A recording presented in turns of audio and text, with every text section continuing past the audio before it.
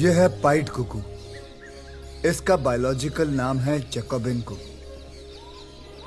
कहते हैं कि मॉनसून नॉर्थ इंडिया में इस पक्षी के आने के बाद ही आते हैं। अगर ये नहीं आए तो उस साल बारिश नहीं होगी। क्यों?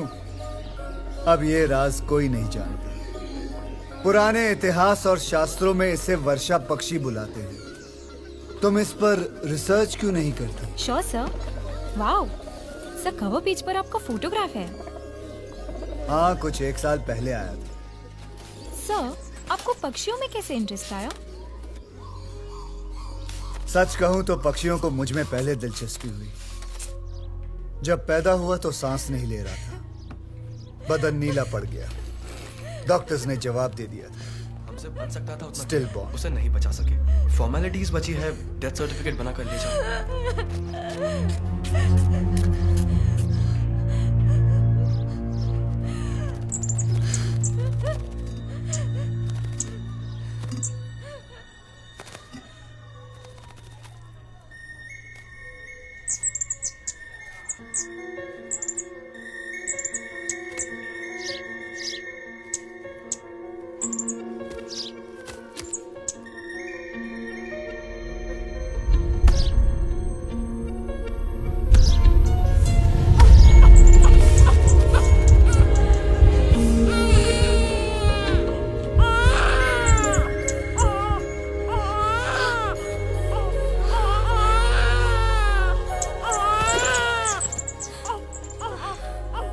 शायद इत्तेफाक था, लेकिन सबने गालीरो भुवन मुल्दारीरो नन्नया पुली नंगाल।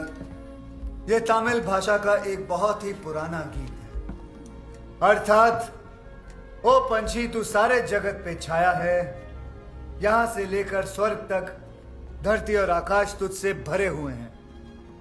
दुनिया के सारे पक्षियों का वजन मनुष्य के वजन से 100 गुना ज्यादा होता है। आदमी जितना खाते हैं उससे 1000 गुना ज्यादा खाते हैं पक्षी। अगर वो कीड़े नहीं खाएंगे तो यहां एक पत्ता तक नहीं बचेगा। लोगों को खाना नहीं मिलेगा, क्योंकि कीड़ों का आंकड़ा पक्षियों से 100 गुना ज्यादा होता है। अगर मनुष्य को जिंदा रहना है तो पक्षियों का जिंदा रहना बहुत जरूरी है। सर, हर साल वेदंत अंकल को आने वाले पक्षियों की गिनती कम हो रही है, ऐसा क्यों सर? पहले हर सुबह चिड़ियों की चहकने की आवाज से जगा करते थे। अब तो शहर से चिड़ियों का नामो निशान ही मिट गया है सर।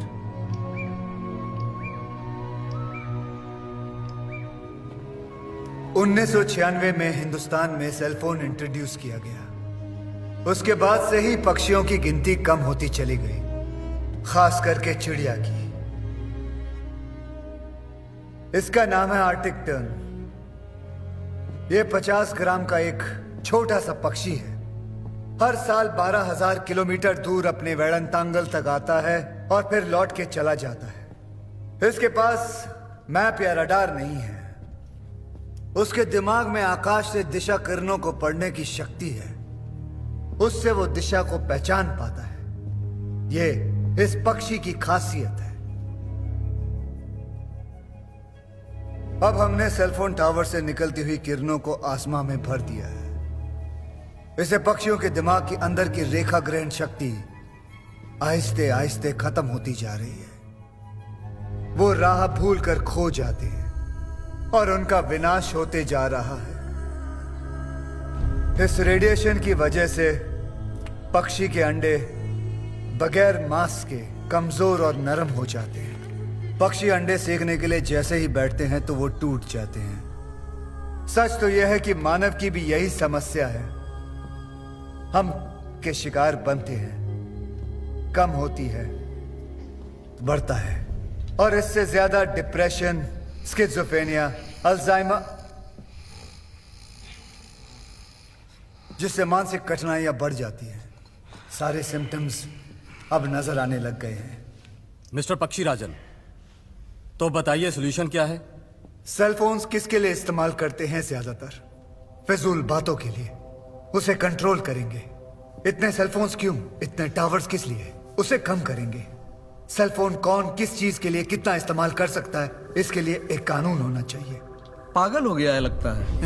आज के high frequency cell phone technology के बदले दूसरी टेक्नोलॉजी का पता लगाएंगे। हेलो। तब तक इस देश के 90% सेल फोन टावर्स को हम बंद रखेंगे। हेलो। Good idea.